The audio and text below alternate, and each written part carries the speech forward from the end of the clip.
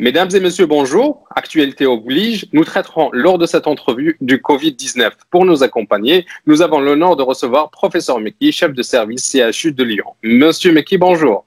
Bonjour, merci à vous et je suis ravi d'être encore avec la SNAPO que depuis que j'ai découvert depuis 2016, j'ai vraiment aimé. Je vous félicite du travail que fait la SNAPO et que font tous les pharmaciens officinaux en Algérie. Vous êtes une équipe dynamique, vous avez un grand talent, des grandes de pointe, vous travaillez, je suis ravi parce que vous avez donner une autre image de la médecine et de la santé en Algérie, et grâce à vous, comme grâce à nos confrères biologistes et surtout la grande famille des médecins en Algérie. Et avec ça, ouais. Merci, merci. Et merci pour les encouragements.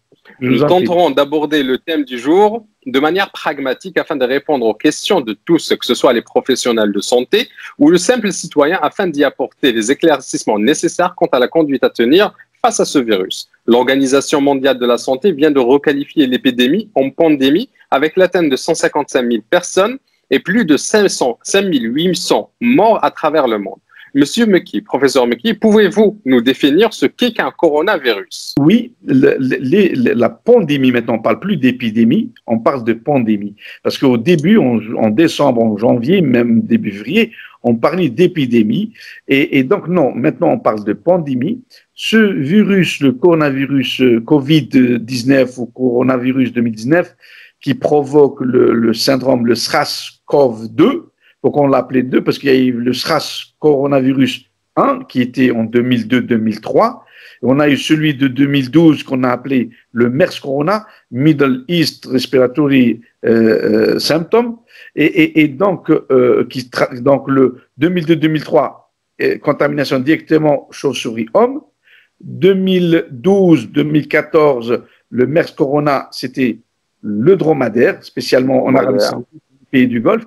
Et le nouveau 2019, donc bien sûr tout le monde sait qu'il s'est déclenché, il est apparu l'épidémie dans un marché de Wuhan, et quand on dit un marché, on ne va pas penser comme le marché d'Alger, de Harraj ou de Tizi Ouzou ou de Mostaganem. C'est la dernière ville, c'est 20 000, 30 millions d'habitants, 20 millions, 30 millions d'habitants, donc c'est énorme. Ça a commencé à ce niveau-là. Et au début, on pensait que c'était une infection, une épidémie locale. Et d'un seul coup, donc, on a compris l'étendue de cette infection par rapport à la Chine, et puis tout de suite la Corée et le Japon, et on a compris, non, voilà, on a commencé donc l'OMS tout de suite, elle a envoyé donc des spécialistes, des experts pour dire qu'est-ce qui se passe en Chine. Les Chinois, au début, ils ont voulu un peu, ils disent, écoutez, on a l'habitude, on maîtrise. Et tout de suite, l'OMS, elle a dit, est-ce que je déclare ça comme état d'urgence? Je dis, non, non, non, je ne vous autorise pas.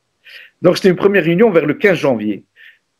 17-18 janvier, de 1000 cas en Chine, on est passé à 3000. L'OMS, elle est revenue, tous les experts, ils étaient à peu près une trentaine de tous les pays, et ils ont dit, non, monsieur, non. Maintenant, on la déclare parce que c'est bon. Ils les ont obligés. Seulement, on a posé la condition, on ne l'appelle pas comme à l'époque, la grippe pandémique de H1N1 2009, le virus de la grippe mexicaine, pour étiqueter, ils ont dit, j'autorise en aucun cas. Et donc, ils sont mis d'accord sur l'appellation du virus, la nomination du virus, et le syndrome, déjà. Et donc, ce virus, on a compris tout de suite que c'est un virus respiratoire, et il appartient à la famille du coronavirus. Pour quelle raison? Parce que maintenant, on a l'habitude.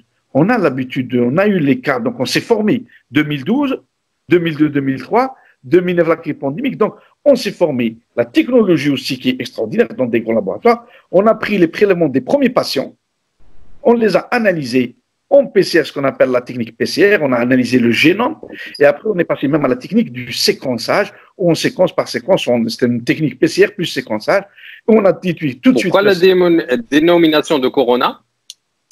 Parce que cette dénomination, ces virus, on les connaît. Ils sont très connus depuis des siècles chez les animaux, au moins un siècle avec la microscopie et l'évolution, mais depuis au moins les années 40 et 30 du dernier siècle, de 1930-1940, on le sait parce qu'on les a isolés déjà ils existent chez tous les animaux. Hein, et donc, on les a classés parce que la première fois, quand on a eu le microscope électronique et on a identifié ces virus, ils donnent l'aspect, parce que c'est des virus enveloppés, ils ont une enveloppe, avec une capside, dont leur ARN, c'est un ARN linéaire, très lent, et la membrane, elle a des spicules comme des glycoprotéines, des spicules. Et quand on l'a vu au microscope électronique, on a vu l'aspect d'une couronne. Et donc, à l'époque latino, c'était le latin, on a dit corona. Et corona, ça veut dire couronne, l'aspect de couronne. Et on a rajouté les virus, le mot virus. Pour le Covid-19, l'habitat a été identifié, c'est-à-dire l'animal responsable de la transmission de ce coronavirus a été identifié ou pas. Oui. Je vous remercie, Dr Moussbar, de soulever ce point qui est essentiel. La famille des coronaviridae, elle était très connue chez les animaux et on a plusieurs classes. On a la classe alpha, bêta, gamma, jusqu'à delta. Et donc, les bêta, ils touchent beaucoup les animaux et ils font des zoonoses entre eux. Donc, on a les poissons, on a les oiseaux migratoires, on a le porc, on a les cividés. Tous, ils se contaminent, ils ont des virus, soit qu'ils les rendent malades, soit ils sont des réservoirs porteurs de ces virus sans être malades.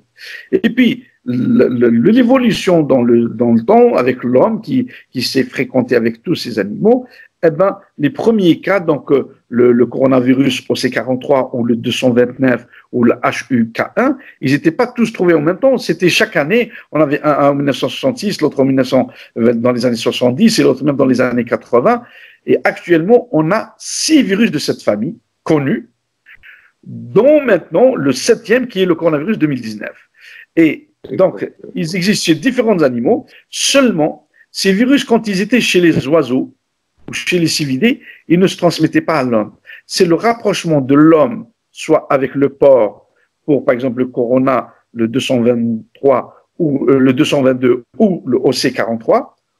Par contre, le MERS coronavirus, c'est de la chauve-souris qui a contaminé le dromadaire, le MERS coronavirus, ou bien de la chauve-souris qui a contaminé les rats, parce qu'il existe chez les rats ces virus aussi, hein, beaucoup. Et donc, il y en a qui étaient justement mordus par des rats qui ont transmis à l'homme.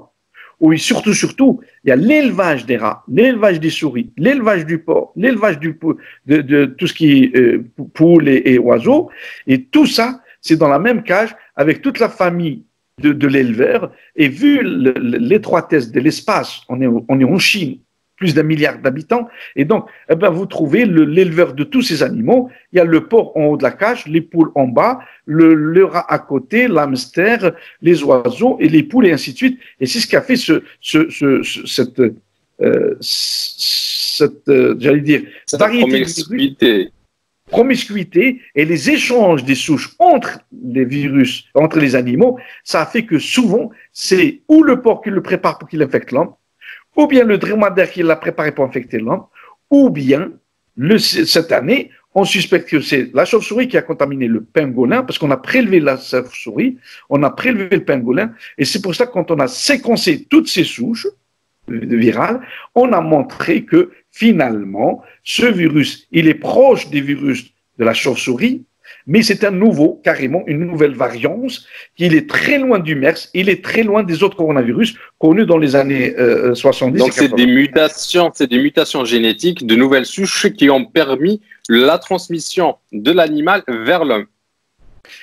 Il y a ce qu'on appelle des mutations, et parfois il y a des sauts antigéniques, carrément. C'est-à-dire, les mutations, c'est juste un acide aminé, il a changé. Par exemple, au lieu d'adenine, c'est guanine, au lieu de thymine, c'est cytosine. On a inversé, et c'est ce qui nous fait un peu dans la grippe saisonnière. C'est pour ça qu'on se vaccine chaque année, parce que le virus mute un acide ou 2 acides aminés. Par contre, quand il y a un saut antigénique, c'est-à-dire carrément c'est un fragment de l'ARN qui a complètement délété, qui a été... C'est une recombinaison? Ça peut être une recombinaison entre plusieurs virus. C'était le cas de la grippe pandémique H1N1 de 2009, c'était le cas. Actuellement, pour ce nouveau coronavirus, oui, c'est un nouveau virus parce qu'il y a une partie du génome qui nous le fait reconnaître, classé dans les coronavirus. Par contre, dans les clades, ce qu'on appelle les clades, comme des petits classements, on a cherché, on ne l'a pas trouvé avec les coronas humains, on ne l'a pas trouvé du côté des MERS. J'ai un très joli schéma, mais je ne peux pas le montrer via Skype. Et par contre, on a trouvé que finalement, ce nouveau virus, il est, oui, classé dans les coronas, mais c'est un nouveau variant, comme vous avez dit. Donc, c'est un nouveau recombinant qui a muté énormément, soit en perdant un fragment, soit en perdant un fragment et en prenant 2 autres fragments différents des autres. Et quelle est leur capacité d'adaptation à différents environnements nouveaux? Les virus, ils sont très intelligents. Pour qu'ils s'adaptent à l'homme, il faut déjà qu'ils puissent le contaminer et se répliquer chez lui. Parce qu'on est confronté certainement à d'autres virus, mais on n'arrive pas à les héberger.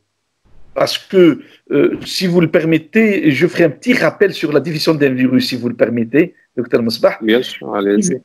Les virus, la différence entre un virus et une bactérie, la bactérie toute seule, toute bactérie, elle a ses acides nucléiques qui sont dans son noyau, et l'ARN et l'ADN. Donc, une dans le lait, dans la mayonnaise, dans le millefeuille, dans le viande hachée, eh ben, elle contamine, elle se multiplie, elle va contaminer tout. Et c'est comme ça qu'on a des épidémies de salmonellose, de choléra, Les virus, non. Tout seul, il ne peut pas. Donc, les virus, on les appelle des parasites intracellulaires obligatoires. C'est pas des parasites de la parasitologie, de la mycologie. Non. C'est-à-dire, ils parasitent une cellule. Pour qu'un virus puisse se multiplier, il doit pénétrer dans une cellule. Cette cellule hôte, il doit pénétrer, libérer son acide nucléique. L'acide nucléique, il doit s'intégrer pour qu'il profite de la machinerie cellulaire, les enzymes, parce qu'il n'est que ADN ou il est que ARN. Donc, il lui faut l'autre fragment. Et à ce moment, voilà. Et donc, les virus, on a des virus nus et des virus enveloppés. Nus, ils n'ont pas l'enveloppe externe, ils n'ont que la capside avec le noyau. Et les virus enveloppés, il y a non seulement la capside, le noyau, il y a le cytoplasme, et il y a encore l'enveloppe. Eh bien, les virus enveloppés à ADN, donc on a des virus enveloppés à ADN tels que toute la famille des herpès virus, l'herpès simplex 1, 2, le cytomégalovirus, le Steinbach virus, la varicelle, c'est tous des virus herpès à ADN enveloppés. Les virus enveloppés à ARN, on a le virus du sida, l'HIV1, HIV2, on a l'hépatite C, on a la grippe ARN, on a le paramyxo, on a le coronavirus, c'est une famille ARN et enveloppé, et Dieu merci qu'il est enveloppé. C'est pour ça qu'on vous dit, lavez-vous avec juste du savon liquide, eh ben, on arrive à l'éliminer grâce à cette membrane. Par contre, on a des virus nus à ADN, donc ils n'ont que la capside et le noyau, par exemple les adénovirus, les papillomavirus, le parvovirus B19. Et on a des virus nus à ARN, eh ben, l'hépatite A, l'hépatite E, les entérovirus, les poliovirus, tout ce monde-là, c'est des virus nus. Et qui dit nu, dit résistant, parce qu'il n'y a pas la membrane. Et qui dit nu résistant, c'est pour cela qu'on les trouve dans les eaux usées, les eaux stagnantes. Très bien. Très bien. Et donc, le coronavirus, c'est un virus respiratoire. Toute la famille des coronavirus, ils se transmettent par la voie respiratoire, le nez, la bouche, les mains sales, et surtout aussi, comme on a trouvé maintenant, et on le sait, qui peut donner soit des infections respiratoires des voies hautes, des voies basses, surtout telles que la pneumonie qui est sévère, ou bien aussi des gastroentérites chez certains, voire rarement des atteintes telles que comme une conjonctivite. Mais le plus souvent, c'est des infections respiratoires sévères. C'est pour ça qu'on l'a appelé le SRAS, syndrome respiratoire aigu sévère. Virus de 2003 ou de 2012, le MERS, ou bien maintenant, cette année, le Covid-19, on l'a appelé comme ça. Nous avons connu par le passé, nous avons connu par le passé des épidémies que vous venez de citer, en 2003 pour le SRAS, en 2012 pour le MERS, mais jamais une ampleur pareille. Quelles sont les raisons d'une telle expansion et est-ce que le corps humain n'est pas prêt pour faire face à ce nouveau virus, à ce nouveau coronavirus? Très bien. C'est que aucun chercheur au monde, ni russe, ni américain, ni chinois, ni français, ne peut vous expliquer pourquoi en 2003, on a eu à peu près 2003 000 atteintes et quand même le taux de mortalité il est très élevé, il était presque à 20%. En 2012, on a eu à peu près 1000 et quelques cas avec un taux de mortalité vers les 9%. Et heureusement, c'est resté localisé. Hein. Par contre, cette année, ce virus, justement, et je pense c'est l'erreur commise par certains pays, où ils n'ont pas pris les précautions dès le début. Ils ont dit peut-être qu'il va nous faire comme 2003 ou comme 2012, une petite infection, quelques voyageurs, et puis on va maîtriser ça et contrôler ça. Et là, cette année, non, eh ben, le virus, non seulement il est plus intelligent, mais il est plus rapide. Eh ben, il a commencé en Chine, il a frappé le monde entier, maintenant plus de 135 pays touchés. Quand vous l'avez bien cité au début, Dr Msbah, plus de 135 000 donc infectés, plus de 5 000 morts. On a des milliers de patients en réanimation dans le monde entier. Les premiers pays les plus touchés, la Chine, l'Iran, l'Italie maintenant en deuxième, l'Iran, la Corée et maintenant la France, mais aucun pays n'est épargné, alors que les États-Unis n'en parlaient pas du tout de cette infection. On dirait comme s'ils n'étaient pas concernés. Et jusqu'à moi, quand j'ai vu le ministère de la Santé, le ministre de la Santé, il dit, oui, ça y est, on a produit un vaccin et dans 3 jours, il sera prêt. Je dis, mais il est malade, celui-là, comment ils disent ça comme ça? Et finalement, ils étaient très touchés, ils ne l'ont pas dit. Et maintenant, c'est la 3e fois dans l'histoire des États-Unis où ils déclarent l'état d'urgence maximal. Exact. Et donc, comme si c'était une guerre, mais guerre plus que nucléaire. Et donc, on voit cette gravité. Et la souche, par contre, nous, on le sait que d'une année à une autre, les souches, elles peuvent être plus virulentes que d'autres. Moi, je suis beaucoup les infections materno-fœtales virales et le CMV, c'est ubiquitaire. C'est tous les ans et c'est humain. Par contre, on a d'une année à une autre où on a plus d'infections materno-fœtales avec plus d'atteintes. Des années, non, il n'y a pas. C'est calme, c'est calme. La variation du virus, la variabilité de la souche et surtout le terrain du sujet. Les virus sont toujours sujets dépendants. Nous, on a prouvé dans plusieurs études où, par exemple, on a l'Epstein-Barr virus qui appartient à la famille des herpès viridés.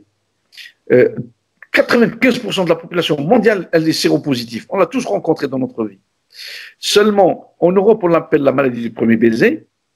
Alors chez nous, non, on n'a pas ça. Pourquoi? Parce que nous, nos grands-mères, nos parents, dès la naissance, ils nous le donnent peut-être le premier mois. Les bisous directement sur la bouche avec la salive, on l'a. Et elle peut dire, ah, hier, il n'a pas bien dormi, il a passé sa nuit à pleurer, il a peut-être les dents, la fièvre. Ah non, c'est le bébé.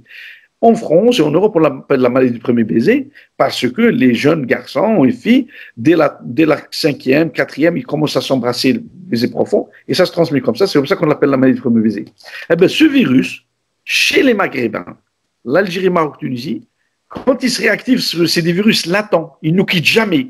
L'herpès 1, 2, varicelle, CMV, EBV, HHV6, HHV8, quand on s'infecte, on les attrape, on va faire une réaction immunitaire, on va produire des anticorps, on va guérir, mais ils vont être hébergés et latents à vie.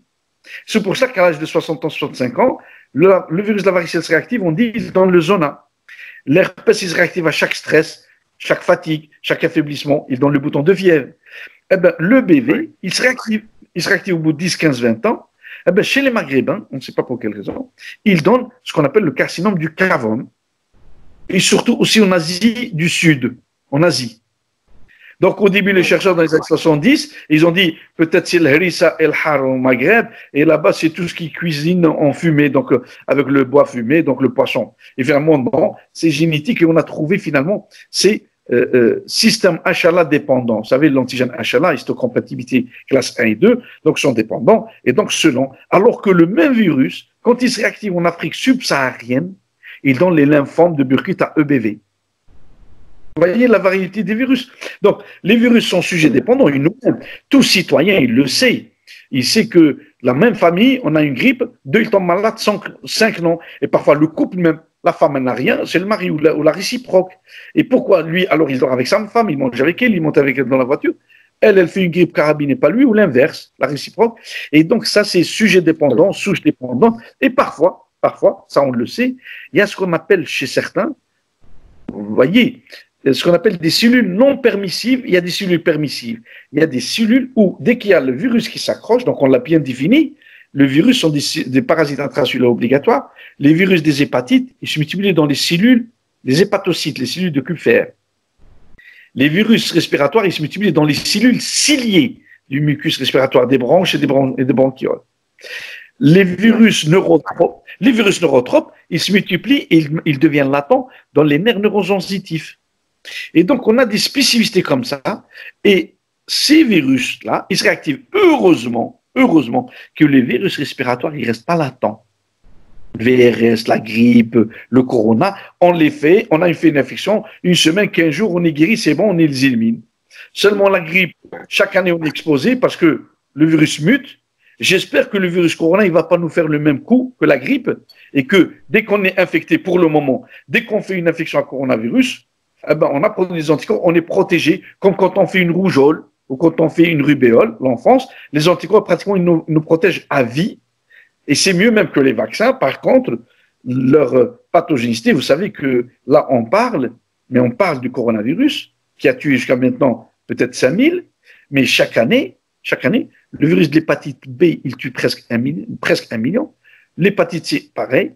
La rougeole, elle tue plus d'1 million chaque année dans les pays pauvres. L'Afrique, le Sahel, l'Asie du Sud, l'Amérique latine. Et oui, la rubéole, pareil. Donc, les virus tuent chaque année. Par contre, on a des vaccins. On a beaucoup de vaccins. Vaccin contre la rubéole, la rougeole, les orions. On a le vaccin contre l'hépatite B, le vaccin contre les papillomavirus, qui donnent des cancers et qui tuent. Le papillomavirus, en France, il tue chaque année 1000 personnes. Alors qu'on a un vaccin et on n'est pas tous vaccinés. Pareillement, le nombre de cancers du col de la femme qui est dû à l'HPV, les papillomavirus, eh ben, alors qu'on a un vaccin. Et donc, vous voyez, ce qui nous fait peur avec le corona, et on parle beaucoup plus du corona que les autres, parce que les autres, on les attrape soit par le sexe, soit par le sang, soit par les dons d'organes si on ne les teste pas. Okay. Alors que ceux-là, ils passent et on se contamine par voie respiratoire. Donc, la contamination, elle est rapide, vite et massive. L'hépatite B, si je fais des rapports sexuels avec préservatif, je suis protégé. Contre le sida, je suis protégé. Les papillomavirus, on dit oui parce que vous allez le diffuser pour tout le monde. Contre le VIH et l'hépatite B, oui. Et donc, on a un moyen de se protéger. Les virus respiratoires, c'est pour cela que maintenant, pour le coronavirus, on dit il faut mettre les masques, les gants. Mais pour qui? Pour la population, c'est pas possible, impossible. C'est pour le corps médical. Les pharmaciens, s'ils font des injections et ils soignent certains ou ils font des prélèvements, parce qu'ils vont être proches de leurs patients, les infirmiers, les médecins, tout le corps médical à l'hôpital doit porter des gants et des masques et des lunettes pour consulter, soigner les malades pendant cette phase épidémique, parce que surtout, on a des porteurs asymptomatiques par rapport à cela. C'est-à-dire qu'on a beaucoup qui sont infectés, qui ne le savent pas, et c'est ce que eux constituent le réservoir, d'où que les mesures de tous les États, d'arrêter les vols, d'arrêter les frontières, de fermer les frontières, d'arrêter les stades, d'arrêter le cinéma. On va revenir à la prévention un peu plus tard. Donc, pour juste continuer et avoir un cheminement qui restera clair, pour ainsi dire. Donc, Dr Mekki, l'épidémie, comme vous venez de le résumer, a débuté en Chine durant le mois de décembre 2019. Le 30 janvier 2020, l'OMS a déclaré l'épidémie urgence de santé publique de portée internationale en nommant le virus 2019 nCoV. Le 11 février 2020, le virus a été nommé par l'OMS SARS-CoV-2 pour syndrome respiratoire aigu provoquant la maladie COVID-19 pour coronavirus disease. Et depuis quelques jours, l'épidémie est reclassée en pandémie. L'épicentre de l'épidémie se trouvant désormais en Europe. Docteur, comment se transmet ce virus? Très bien. Donc, vous l'avez bien défini. On ne parle plus de Chine comme pandémie, comme la source. Hein. Maintenant, la source de cette épidémie, maintenant, c'est l'Europe. Elle a déclaré hier l'OMS. Donc, c'est l'Europe. Donc, la fermeture des frontières. Oui, comment il se transmet ce virus? Par la salive, les gouttelettes d'eau, par le nez, par la respiration, et puis surtout aussi par les mains, surtout. En saluant quelqu'un qui a éternué, il vient d'éternuer quelqu'un, il a le virus dans le nez, il a mis plein de milliards, parce qu'on est en train de parler d'un agent microbien, le virus, ultra microscopique. Et le fait qu'il est ultra microscopique, quand un virus pénètre dans une cellule respiratoire, ciliée, il va, au bout de 24 heures, il se multiplie, il donne des milliards et des milliards. Des milliards dans le corps. Et ce qui va contaminer d'autres cellules, eh bien, les cellules, elles vont être toutes contaminées, toutes lisées, parce que le virus, quand il rentre, il se multiplie, il n'y a plus de place, il donne des millions, il va liser la cellule pour se libérer et va les autres virus qui sont relargués par la cellule, elle va les relarguer, la cellule elle-même, il va contaminer les cellules en nombre limité. On a dit la transmission par la salive et par les mains aussi. Exactement. La salive, les gouttelettes d'eau, les gouttelettes, l'éternuement, la toux. Donc, est-ce que la contamination des objets, c'est-à-dire des poignées des portes, des comptoirs des pharmacies, peuvent transmettre aussi le coronavirus? Tout à fait. On le sait que le coronavirus, quelqu'un qui éternue ou quelqu'un qui touche sa salive et qui est contaminé, s'il touche de l'argent, s'il touche le téléphone, s'il touche, donc ça dépend, ou le plastique, ou le métal, ou le tissu, s'il y a encore les sécrétions, le virus, il peut rester entre 5 heures à 12 heures sur le plastique et sur le métal de 5 heures à 24 heures. Par exemple, quelqu'un, avec tous mes respects, qui crache avec un crachat, qui est plein de virus, et si c'est humide, eh bien, il peut rester jusqu'à 24 heures, même 72 heures, si c'est pas sec. Et donc, d'où l'intérêt d'avoir des désinfectants pour les mains à tout moment. Et il faut se laver, désinfecter les mains toutes les 20 minutes, 30 minutes maximum. Et surtout, ne pas ramener la main vers le nez, vers la bouche ou vers les yeux pour les frotter ou pour manger sans se laver et sans se désinfecter. Et pour les objets... À quel moment les patients atteints de coronavirus sont le plus contagieux? Ah, très bien. Généralement, quand ils font les signes cliniques, dès qu'ils ont fait les signes cliniques, par exemple la grippe, on sait que d'il y a les signes cliniques, ça, il est contagieux, mais surtout, on dit il est 2-3 jours contagieux avant et 3 à 5 jours à 7 jours après. Le cas du coronavirus, du SRAS, du coronavirus, les porteurs, tant qu'il est asymptomatique, il est contaminant. C'est eux qui font les cas index. Par contre, celui qui a déclaré une maladie, eh bien lui, 5 à 7 jours avant et 5 à 7 jours après. Vous voyez la différence avec la grippe? La grippe, c'est 2-3 jours, 4 à 5 jours. Et donc, là, la contamination. Et puis, on a certains patients qui sont hospitalisés et qu'on est en train de prélever, même au bout de 15 jours, 20 jours, il a encore le virus dans le nez. Encore parce qu'il est dans un état fragile. Il est dans un état fragile et donc, nous, on le voit. Donc, la contagion, quand quelqu'un est symptomatique, on ne le saura pas parce qu'il a fait une infection asymptomatique. Par contre, dès qu'on a des signes cliniques, ça veut dire qu'on a été contaminant, on a contaminé nos voisins, nos amis, là où on était, les personnes avec le risque, hein, pas forcément, le risque, 5 à 7 jours avant jusqu'à 5 à 7 jours après. C'est pour ça qu'on dit la quarantaine de 14 jours. Par exemple, si je dis maintenant, j'ai soigné un malade qui a corona, parce qu'ils vont me dire, mettez-vous en quarantaine 14 jours, c'est la durée d'incubation pour que si je l'ai attrapé aujourd'hui, eh ben, je peux faire l'infection illicite dans 3 jours, dans 5 jours, dans 7 jours, 10 jours, 14 jours. Et même, je profite de votre interview, où, par exemple, pour les donneurs d'organes, en France, on a travaillé, on a légiféré pour ça, pour tout donneur d'organes vivant, on le met en quarantaine, c'est-à-dire vivant. Un frère, il donne à une sœur ou un frère un rein pour ça, ou un père ou une mère, il donne une partie, le lobe du foie à son fils ou sa fille, un de ses enfants. Donc, on a dit, on les met en quarantaine 28 jours. Avant, je vais être très franc avec vous, avant, quand on a travaillé ça en France, on a dit, toute personne qui veut donner et qui vient d'un des pays, la Chine, l'Italie, l'Iran, on le met en quarantaine de 28 jours. Maintenant, je ne sais pas qu'est-ce qu'on va dire, hein, si c'est 28 ou 1 mois ou 2 mois. Parce que la France est devenue maintenant le centre de cette épidémie. Et donc, mais on le prélève, le donneur, on lui prélève le nez et le sang et on fait une PCR pour le sang. Par contre, tout ce qui est programmé en France, tout ce qui est opération programmée, on les a annulées, tous les blocs, toutes les consultes, et on a réservé toutes les salles de réa pour accueillir et traiter les malades graves dues à l'infection du coronavirus 2019. Cliniquement maintenant, docteur Mekki, quels sont les symptômes provoqués par le coronavirus? Les symptômes, donc on a dit la toux, la fièvre, les congestions nasopharyngées, exactement ça, douleurs musculaires, fatigue, douleur même comme des vertiges, pratiquement les mêmes signes que la grippe, mais il ne faut pas comprendre, on n'a pas dit ce virus, c'est lui la grippe. Non, on a dit les symptômes d'infection respiratoire qui sont comme ça, donc la toux, le nez qui coule, quand on est dans cette phase-là, avec le nez qui coule au début, dès qu'il y a les premiers signes, c'est là où on est très contagieux aussi. Parce que le virus s'est répliqué. Mais quel est le diagnostic différentiel avec le virus de la grippe, avec les signes que provoque le virus de la grippe? On ne peut pas faire sur le plan clinique. Le seul diagnostic différentiel entre la grippe et lui, c'est les tests de diagnostic au laboratoire Donc, soit des techniques où on recherche les antigènes, mais les meilleures techniques actuellement, c'est la technique de PCR, ce qu'on appelle la réaction de polymérase en chaîne, réaction d'amplification en chaîne. Donc, c'est-à-dire, on va détecter l'ARN du virus lui-même au niveau des cellules nasales. Donc, quand le clinicien, les médecins ou les infirmiers prélèvent le patient avec une écouvillon nasale, ils l'envoient au laboratoire. La première des choses, on doit récupérer ce prélèvement dans un triple emballage. Le fait qu'on le reçoit dans un triple emballage, on l'ouvre dans un laboratoire de haute sécurité, minimum niveau 2, mais voire niveau 3.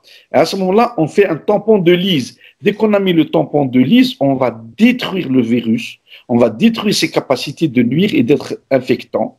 Et une fois ça, on peut passer à un laboratoire normal.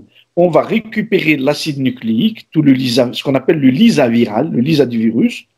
Et à ce moment-là, par une technique, on va récupérer l'ARN et on va utiliser des amorces parce que l'OMS, qui a, dès le début, dès qu'on a eu le séquençage, les industriels ont formé des amorces spécifiques pour reconnaître ce type de coronavirus, pour ne pas se tromper.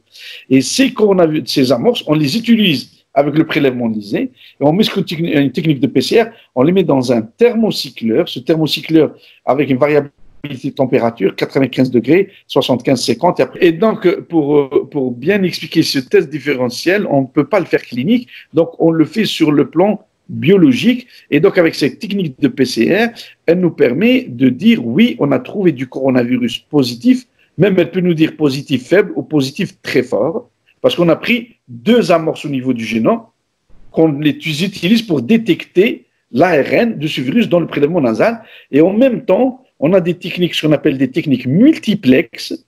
Sur le même prélèvement en même temps, on recherche le coronavirus nouveau, et on recherche la grippe A, la grippe B, le rhinovirus, métapneumovirus, adénovirus et VRS.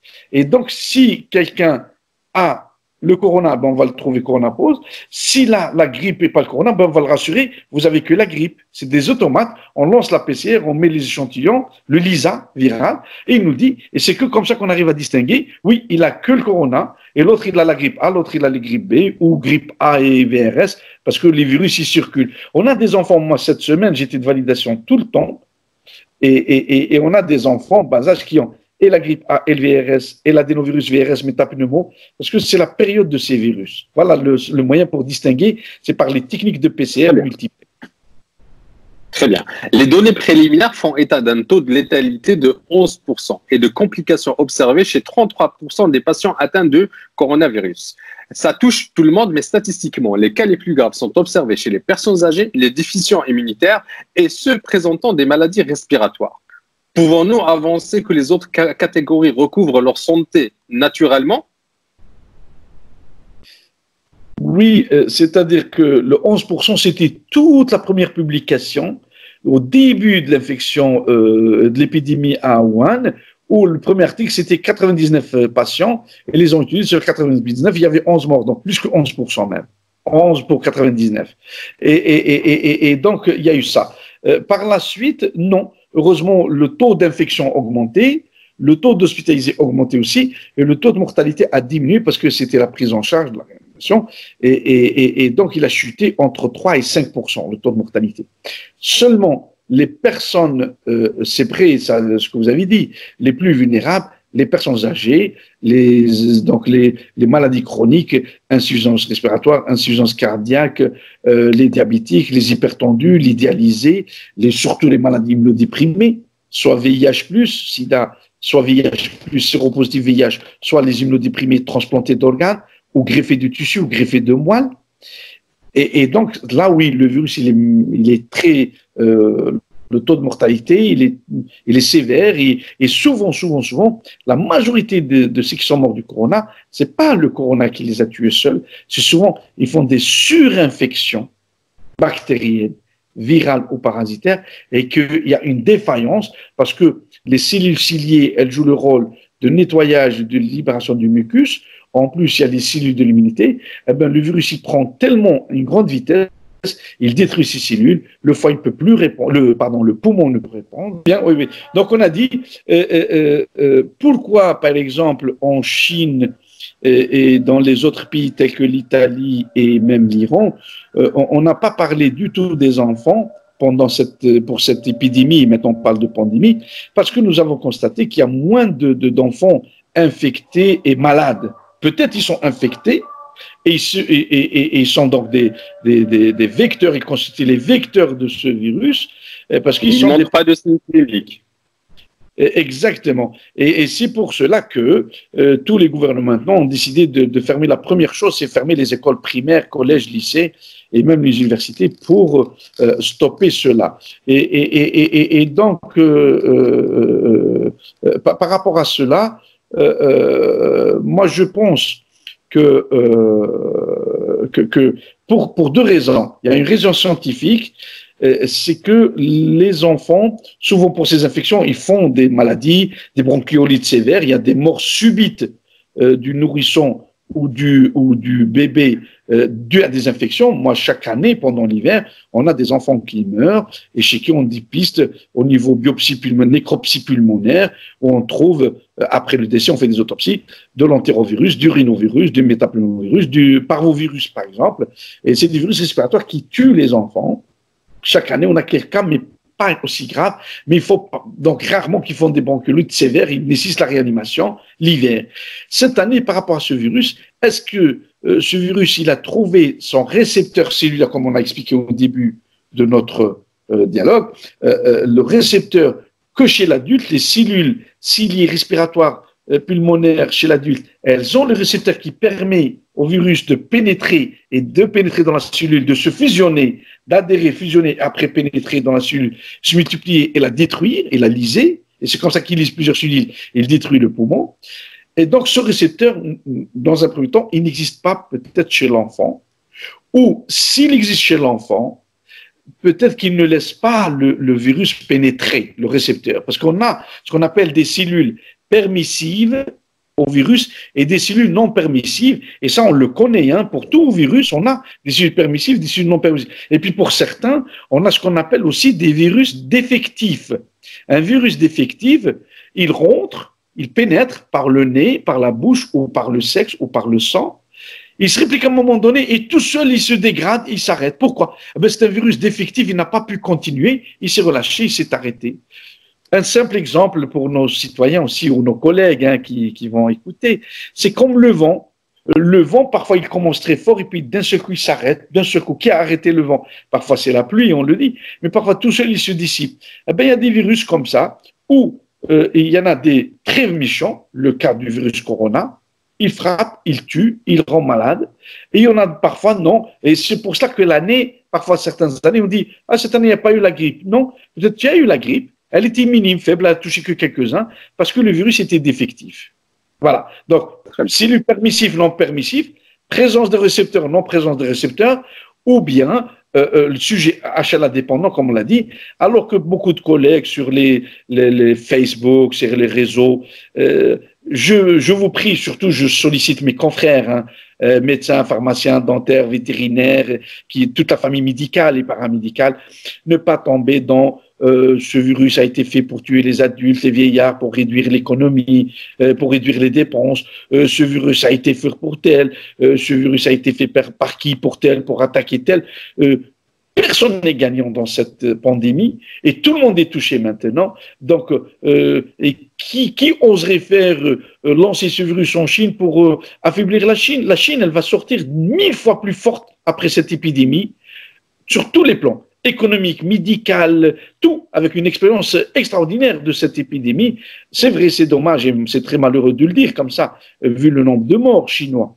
Et donc, voilà, parce que tous les dire maintenant, et donc, je lance aussi un autre appel, mais peut-être quand on arrivera à la prévention et au traitement. Très bien. Sinon, vous voulez d'enchaîner sur le traitement, existe-t-il un traitement pour le Covid-19? Oui. Dans le domaine de la virologie, qui est le mien, on est pauvre. Je pense, je l'ai pris moi parce que j'aime les pauvres et j'aime aider les pauvres. Donc j'ai pris ce virus et cette spécialité. On est très pauvre par rapport aux traitements antiviraux, par rapport aux traitements antibactériens.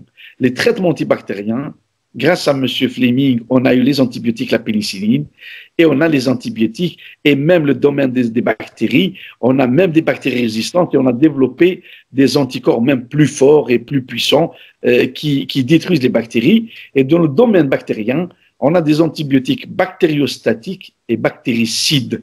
Donc, bactériostatiques qui vont réduire la charge des infections, de la réplication virale, de la multiplication des bactéries, et en même temps, avec la dose, on détruit les bactéries complètement. Et c'est pour cela que c'est une erreur, et là je sollicite mes confrères de la SNAPO et tous les confrères officinaux, quand vous distribuez les antibiotiques à vos patients, selon l'ordonnance, la prescription, essayez de rappeler aux malades, quand un médecin prescrit 8 jours d'antibiotiques, la majorité, même nous les médecins, on le fait, quand on a des antibiotiques, on prend 4 jours, alors que le médecin il a dit 8 jours ou 10 jours ou 15 jours. On a pris 4 jours, il n'y a plus de fièvre, on se sent bien, ça y est, on arrête. Et c'est là, c'est une erreur monumentale, parce que les 4 premiers jours, il n'était que bactériostatique. Donc, il va rester un seuil de bactéries. Et c'est pour cela que dans un second temps, on tombe malade de nouveau, la bactérie, elle va se multiplier de nouveau, et on va dire, oh là, le médecin, dès qu'il est nul, ah ben, je vais changer le deuxième, troisième. Et finalement, c'est nous, les citoyens qui ne respectons pas la prescription.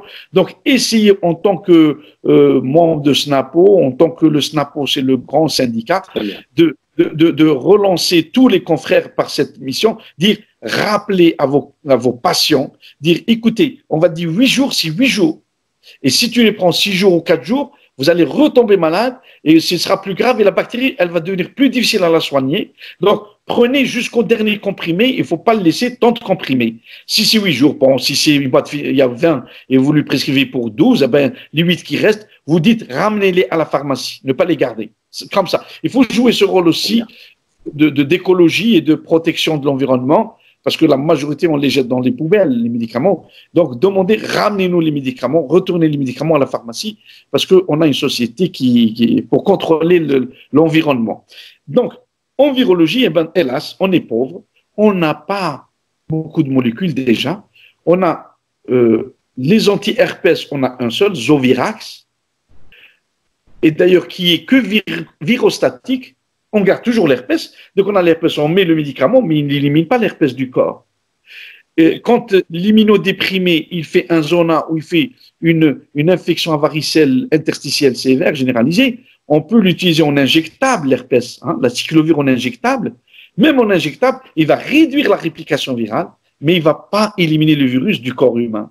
Pour le cytomégalovirus, qui est la bête noire des patients immunodéprimés greffés, ou transplantés d'organes, ceux qui ont reçu un cœur, un rein, un poumon, un pancréas ou greffé de moelle, le cytomégalovirus, c'est une bête noire. Et on a des traitements, on a le ganciclovir, on a le foscarnet, on a le valganciclovir. Tous ces médicaments, quand on les prend, ils sont lourds, parce qu'ils sont hématotoxiques, rénotoxiques, et ils arrivent juste à réduire la réplication, mais le CMV reste. D'où tout greffé, tout immunodéprimé, dès qu'on le greffe le premier jour de la greffe, on lui donne ces médicaments en prévention pour que le virus ne se réactive pas. On a un seul traitement, par exemple pour les antirétroviraux, le VIH, que les officinaux ils peuvent se mettre à le distribuer à un moment ou à un autre en Algérie. Et donc les antirétroviraux, on donne 3 molécules en même temps contre le virus de VIH. On donne une molécule qui bloque l'intégrase, l'enzyme du virus pour qu'il ne s'intègre pas dans le noyau cellulaire des lymphocytes T4 de l'immunité. On donne un deuxième qui est anti la reverse transcriptase pour qu'il ne se réplique pas. Et on donne un troisième qui est antiprotéase parce que le virus, quand il s'est répliqué, il a pénétré, il s'est intégré, il s'est répliqué. Donc, intégré grâce à l'intégrase. Il s'est répliqué grâce à la reverse transcriptase. Et après, il va donner toutes les nouvelles protéines. Les gènes, ils vont commander. Et il y a une enzyme qui va rassembler toutes ces protéines virales pour nous donner de nouveaux virus qui vont se relarguer et lyser le lymphocyte. Eh bien, cette protéase, on donne un traitement. Donc, la trithérapie anti-VIH, les 3 traitements, qu'est-ce qu'ils font pour simplifier à nos confrères et ceux qui vont regarder cet entretien? Eh bien, les antirétroviraux, le virus tout seul, c'est une Mercedes BMW qui roule à 300 km/h. Les antiviraux, anti-herpès, anti-varicelle, anti-CMV, anti-VIH, ils rendent cette voiture, elle roule comme une 2 chevaux. Donc, c'est toujours une voiture, elle roule toujours, mais c'est une 2 chevaux à petits pas. Donc, on réduit. Le seul traitement actuellement qu'on a, et qu'on a eu la chance, et qu'on remercie tous les scientifiques dans le monde qui ont travaillé, c'est le traitement contre le virus de l'hépatite C, qui fait ravage. Plus de 100 millions infectés dans le monde, pratiquement 1 million de cancers, 2 millions par an, et à peu près en 300 000, voire certaines années 500 000 morts du cancer de l'hépatite C. Maintenant, on a un traitement qu'on le prend pendant 2 mois et on est guéri. Et là, il faut, peut-être vous pourrez aussi un jour le distribuer, les pharmaciens officinaux en Algérie, pharmaciens d'officine, parce que l'hépatite C, elle est très, très fréquente en Algérie. On n'en parle pas, mais elle est très fréquente en Algérie. On a beaucoup de malades qui souffrent, on a beaucoup qui développent une cirrhose, une fibrose, cirrhose, un cancer, et on a un traitement. Et là, il faut saluer les autorités algériennes. Ce traitement, il coûte 49 000 € par patient. En Algérie, l'Algérie, elle a pu l'obtenir à 2 000 € et on traite les hépatites C en Algérie, on guérit définitivement. Donc, voilà. Eh bien, Corona, on n'a pas de molécule. D'ailleurs, même pour la grippe, on a le Tamiflu. Le Tamiflu, c'est quand on a trouvé cette molécule, elle permet d'inhiber le virus. Quand il s'accroche, il va pénétrer, et quand il se multiplie, il va sortir. Le Tamiflu, il va inhiber le virus de sortir, et donc ce Tamiflu, on le donne dans les 72 heures, les premières 72 heures, dès qu'on sait quelqu'un qui a de la grippe, on lui donne, surtout chez le personne âgée, parce qu'on réduit le virus, donc il attaque moins, donc la patiente ne meurt pas. Mais il n'élimine pas, charge virale zéro, voilà. Eh ben, on a ici le Tamiflu. Les Chinois, ils ont essayé le Tamiflu sur le Corona, en début de l'épidémie. Ça n'a pas fait d'effet. On a essayé de l'oseltamivir, et maintenant, ils ont essayé la chloroquine contre le paludisme. Donc, vous pouvez distribuer aussi pour les voyageurs quand ils vont en Afrique, la chloroquine, les pharmaciens officinaux. Et donc, eh ben, on a trouvé qu'elle a ralenti un peu Corona, mais pas aussi bien. Il y a un traitement maintenant qui est en train d'être essayé et qui a donné de bons résultats et qui est en phase 3, c'est le Remdesivir, R-E-M-D-S-I-V-I-R. Surtout, c'est un médicament qui a été fabriqué et préparé contre l'Ebola. Il a été très efficace contre l'Ebola. Et maintenant, on est en train d'essayer contre le Corona. Et espérons que les résultats sont concluants. Et on va soigner avec ce traitement. Il y a des protocoles d'essai en France, en Angleterre, en Chine, en Australie et peut-être aux États-Unis pour cela. Et on attend qu'il y ait rassemblement de données. Et c'est là on arrive à la prévention. On n'a pas de vaccin pour le moment. On l'a expliqué tout à l'heure comment on produit le vaccin. Et donc, le traitement actuellement consiste seulement en un traitement de support, en un traitement de soutien, c'est tout.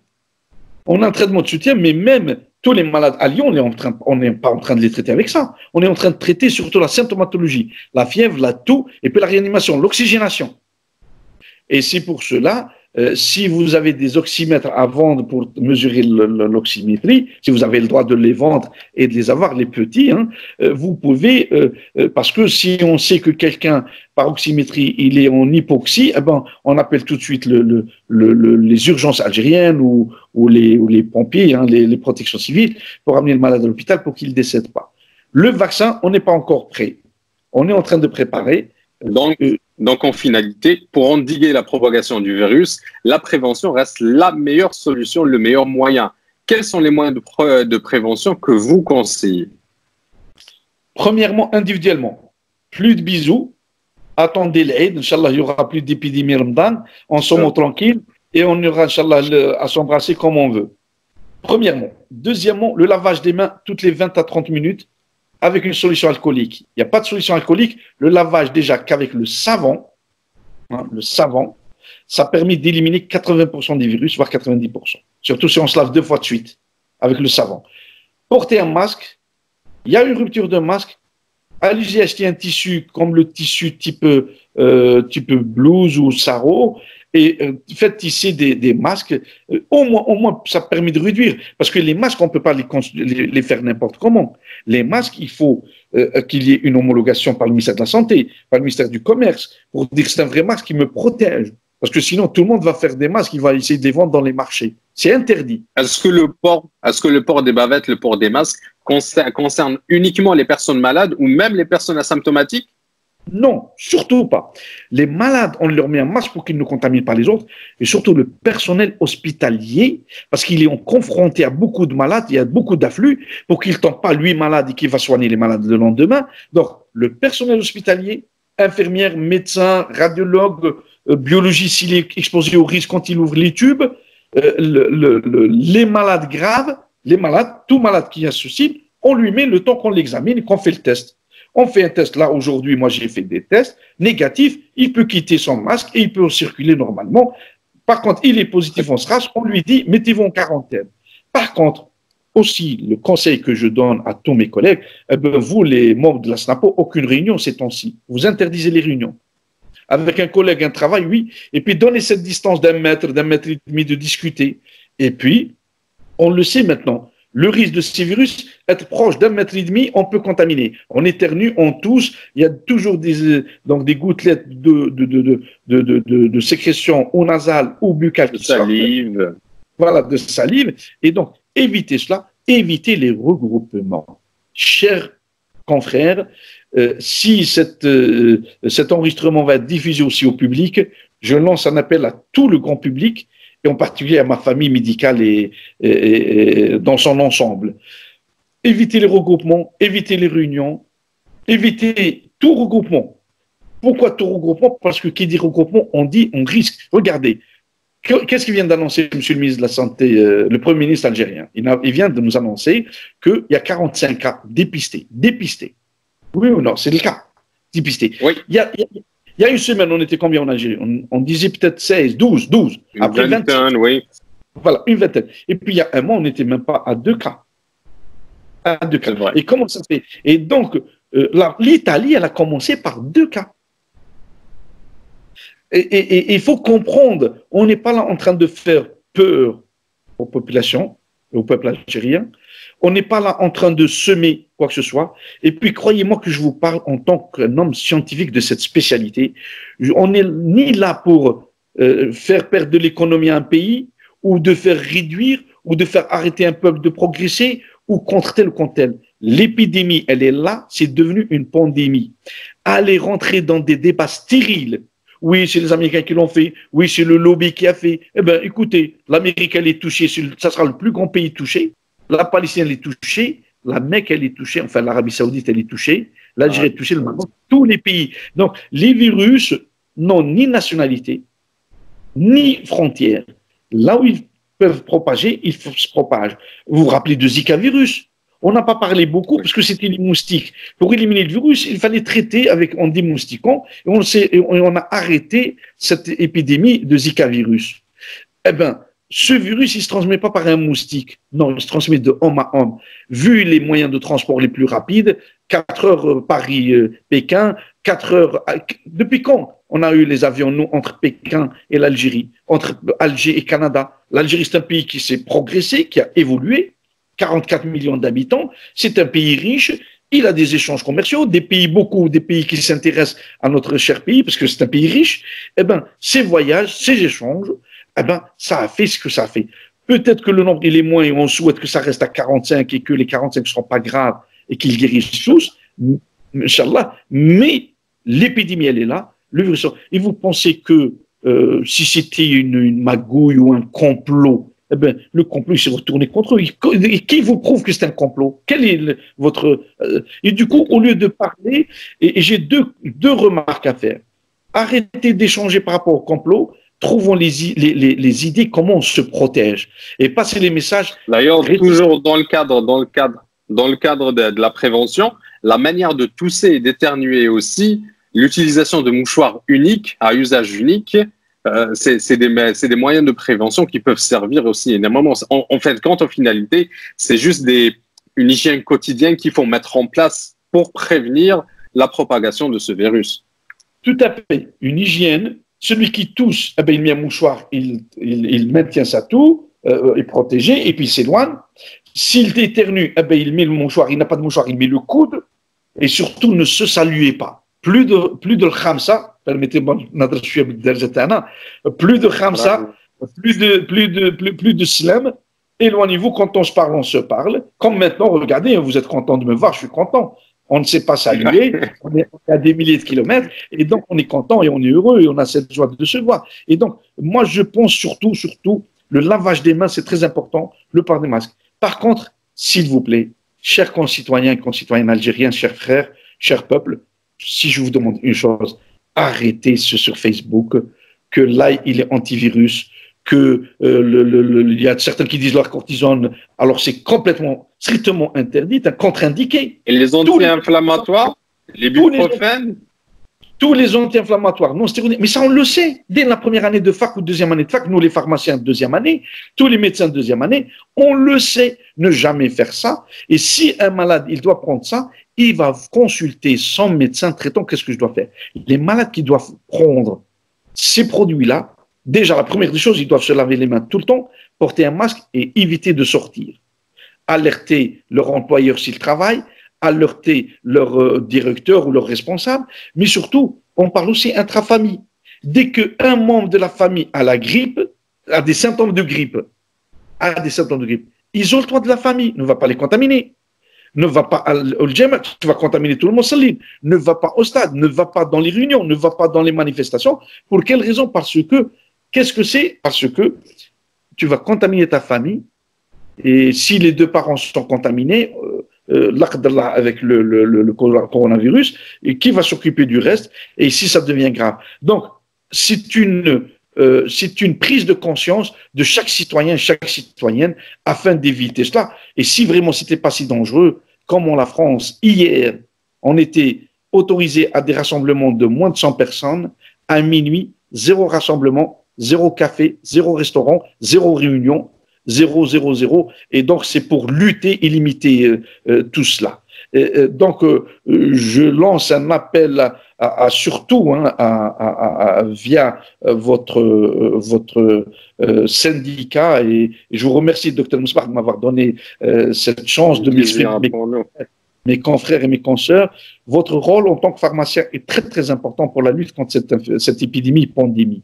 Premièrement, faites des affiches sur vos vitrines, affichez le lavage des mains, le port de masque, pas de réunion, ne se rassemblez pas dans les cafés, dans les lieux publics, évitez cela momentanément, ça sera un mois. On est le 14 mars, le 14 avril, le 15, du 15 au 15, parce que j'ai presque pas dormi cette nuit, donc je suis un peu mélangé entre les dates. J'ai travaillé 3 semaines sans relâche, et donc, par rapport à cela, vraiment votre rôle est très important. Aussi, expliquer aux personnes, protégez-vous déjà en tant que pharmacien, parce que vous recevez beaucoup de monde, énormément de monde, et vous ne savez pas, entre celui qui a le sida, celui qui a le tuberculose, celui qui a... Donc, protégez-vous, le port des lunettes, pratiquement... En plus des lunettes et probablement, bien sûr, des masques, est-ce que le port des gants est nécessaire?